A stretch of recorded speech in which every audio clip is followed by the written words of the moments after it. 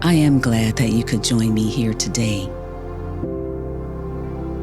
We have returned from the Feast of Tabernacles, a week-long celebration on the Jewish calendar that commemorates the New Year, Rosh Hashanah, Yom Kippur, the Day of Atonement, at one-ment, alignment again with God, and then culminating in the Feast of Tabernacles, where each household offers thanksgivings to God from their harvests. This will be my harvest offer unto God. This retelling of the vision He freely gave me to bless others abundantly, according to His riches and glory. And now, I pray unto you, to those for whom this message is for this day, to receive it in gladness as I did from the beginning, and in so doing, that you receive the words you hear as the very words of God spoken from heaven, as I did. For I shall do my best with the help of the Holy Spirit to give the testimony of what I saw that night on March the 25th, 2011, just as it was given to me. Amen. On the night of March 25th, 2011,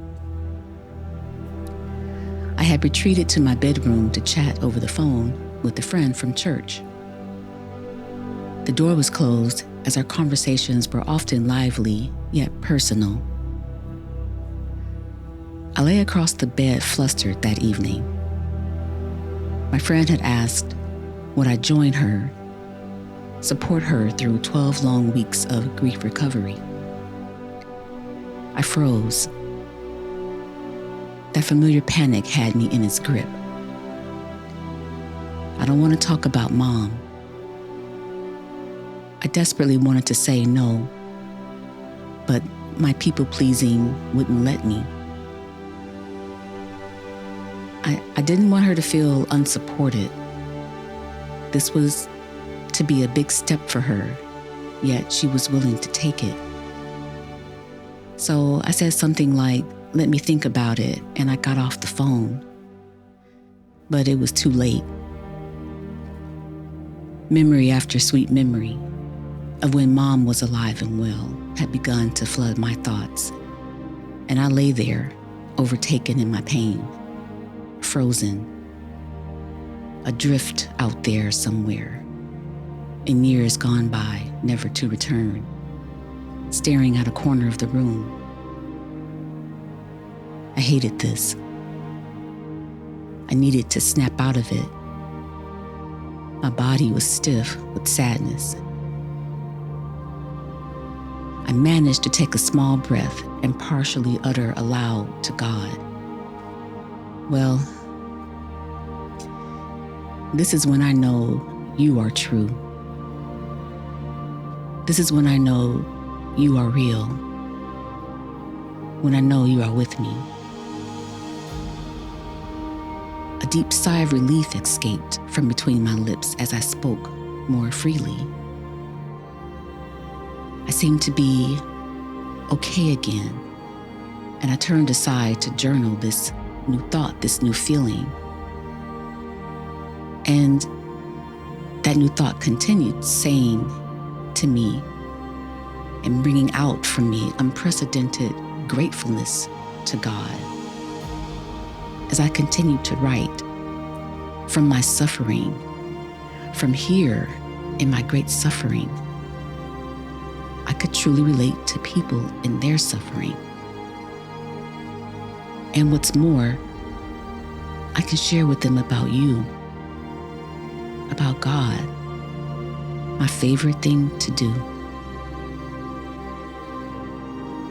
I could be a real friend, I mused. Me, broken yet useful.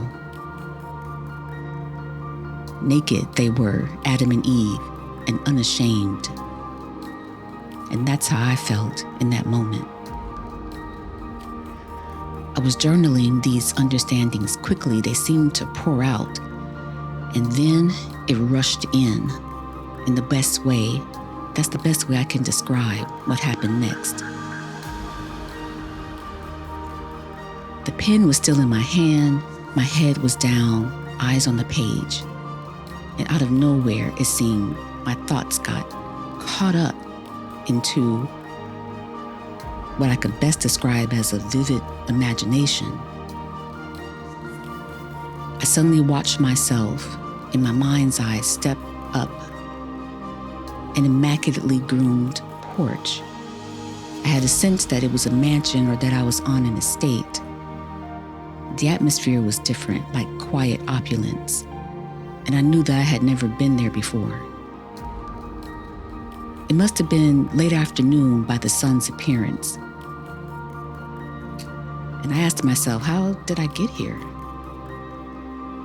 When I turned to look around, my perspective had become first person. We seemed to be atop of a hill, ending where I stood on the porch. The driveway seemed to wind up the hill,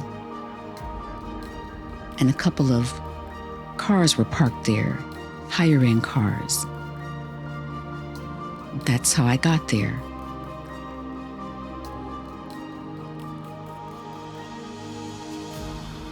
But I was with someone. I think I was with more than one person, but it wasn't clear who. I had the impression that I was there like a real estate showing. And so there seemed to be a woman and a man, and we all went up toward the front door.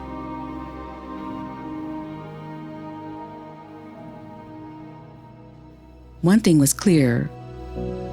I was there to meet the owner of that house and to receive from him this home as a gift, the way a father would give to a daughter. It was clear that I was expected. I did not have to ring the bell nor knock, but the door was opened wide to me.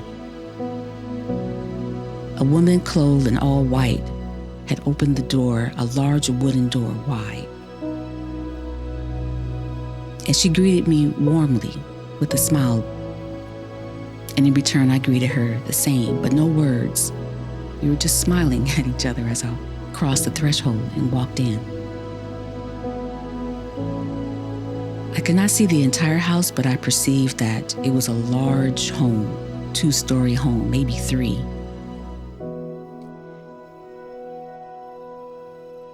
And there were some areas that were blacked out or shadowed. Behind the woman was a staircase, but it was blacked out. And to the right were more rooms. The house was extending toward the right, but I wasn't allowed to really see what was there clearly. Meanwhile, the woman had me captivated, her appearance. She was clothed in white and her hair was dark.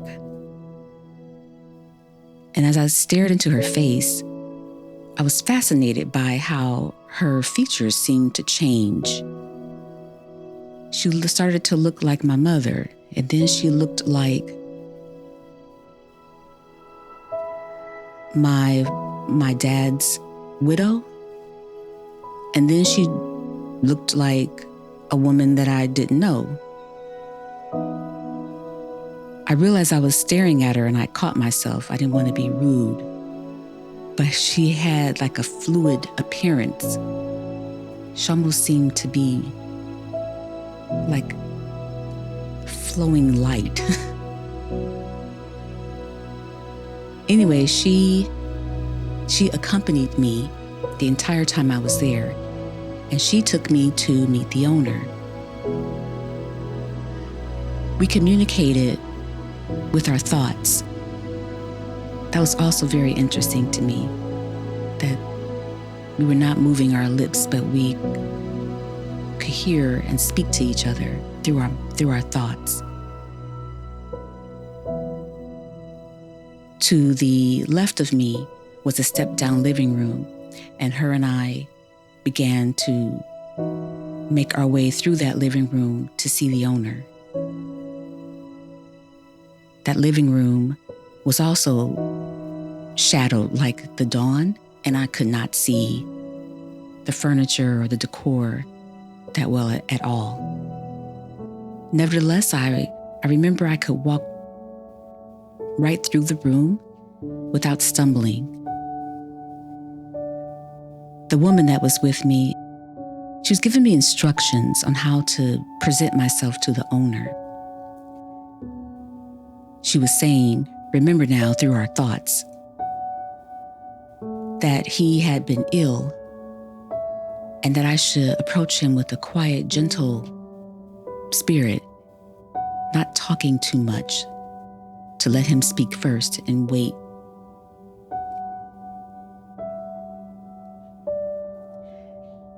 She was explaining that he was really sick and he was enduring this sickness, and so too much noise would trouble him. So we made it through the living room and up a couple of steps, and that's where I saw the owner of the home sitting in a folded chair. That room, unlike any of the other spaces in the home, was like high definition. I could literally see the dust in the air.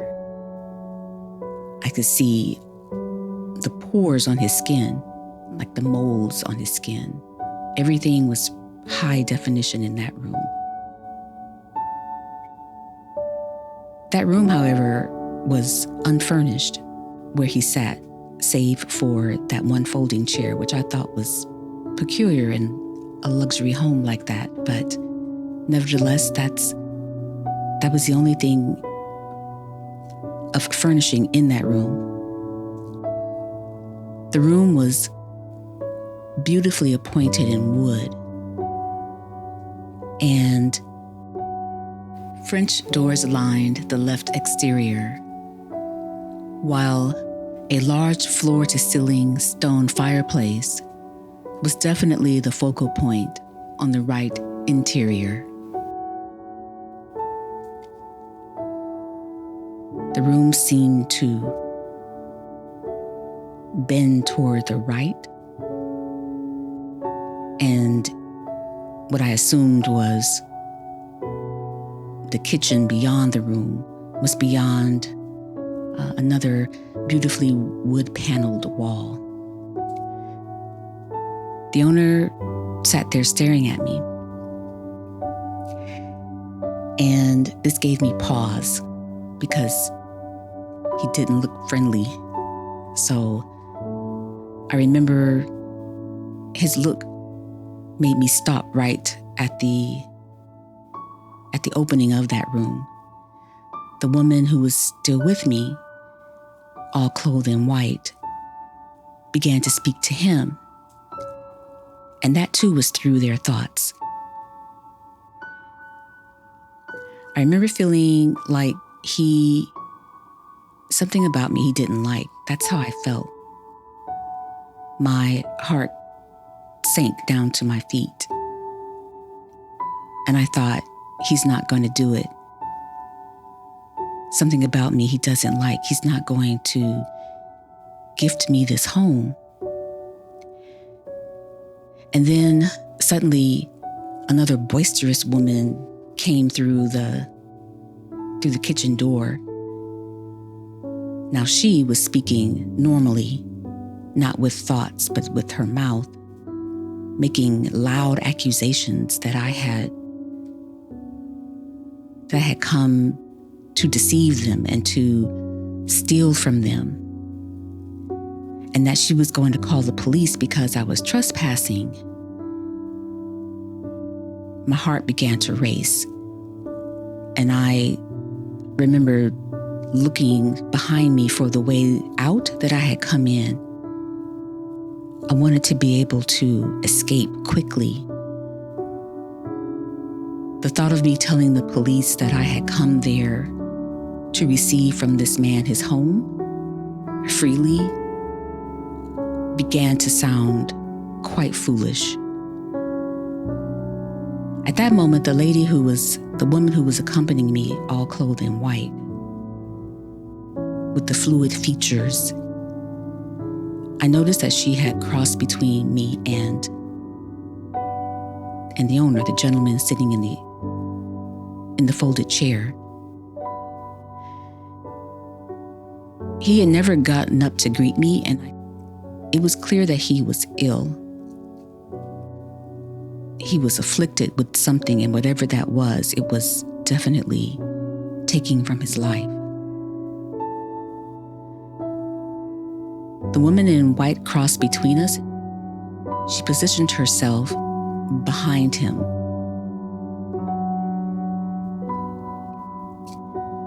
So she stood between him and this large fireplace. And I heard her speaking to him, saying, "It's only a house. It's only a house, Phil." I remember writing that name in my journal just as I was jotting down everything that was being shown to me. And I remember when I wrote the name Phil, I thought, why did I write that name? But I thought, well, God will show me later. The gentleman, the owner, still seated in the folding chair, began to reminisce about his wife, grieving her loss as well, as I had been doing my mom. He was reminiscing about how she had a heart of gold, and he seemed to be in some regret that he did not share that perspective with her. It was bothering him that he did not express any appreciation for that quality about her. And he seemed to desperately want to connect with her in that way. Her generosity to anyone in need, something that he clearly did not share while she was alive. And then the woman who was still in clothing white was still standing behind him. And I heard her saying to him something about the lilies of the field. But he paused for a moment, and then he looked at me, and suddenly he said, "Let's do this." And that's when I knew we were going to make this transfer of this home. When he agreed to be generous to me in that way, it was the first time Phil stood up since my arrival. He appeared stronger instantly. I followed him to the kitchen and was struck by the sight of the documents already prepared for this transaction, spread across a substantial island. The kitchen itself was also of notable size, nearly stark white, fashionably designed once, but now outdated. A huge, ornately carved hood featured above the range had the most delicately painted floral vines across its top. I happily noted the armed spigot over the stove, in internal gratitude for this ardent tea drinker and family cook. The woman in white was no longer present. The other boisterous woman now functioned as a helpful notary real estate agent. She was notably more pleasant, but I sensed a jealous spirit on her. Also, she and Phil seemed acquainted on some level. It was clear that she did not agree with Phil's decision. But Phil had made up his mind. A hostile caller kept this woman from fully assisting us. I could hear a man's voice yelling from her cell phone to not let Phil do this. "I can't," she tried answering discreetly. "He has his mind made up." "Oh, forget it," he angrily conceded. "Let him do what he wants." And the caller hung up. Phil wore blue pajamas the entire meeting. We signed in warmth and affection, where a monetary amount would have been entered for the home transfer. In warmth and affection. We began to cry and embraced each other. It was incredible. Every no in him, every no in me. Every naysayer in the world concerning this moment, it seemed, was silenced.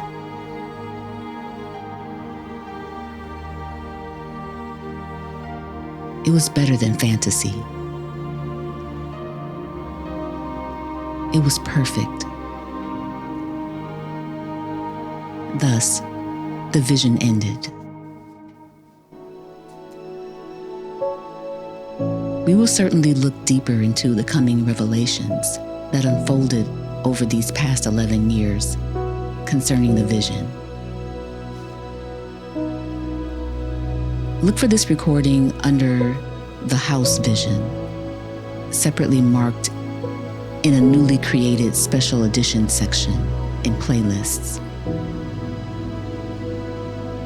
And as usual, look for me on this channel, okay?